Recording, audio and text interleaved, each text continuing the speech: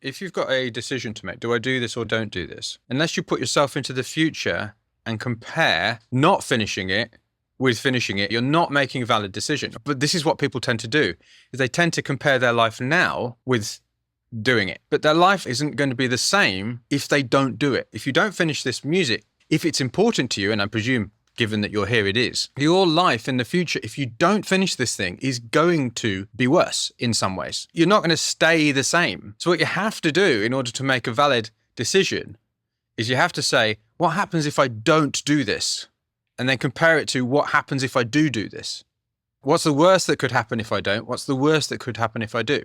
You could also say, what's the best that could happen if I don't, and the best that could happen if I do? Because then you're making a valid judgment as to what you're actually doing here, how important it is. Because what you may well be surprised to find is that the downsides of finishing it, the worst possible things that could happen by finishing it, are nothing compared to the worst possible downsides that could happen if you don't. So in other words, you have to finish this for you.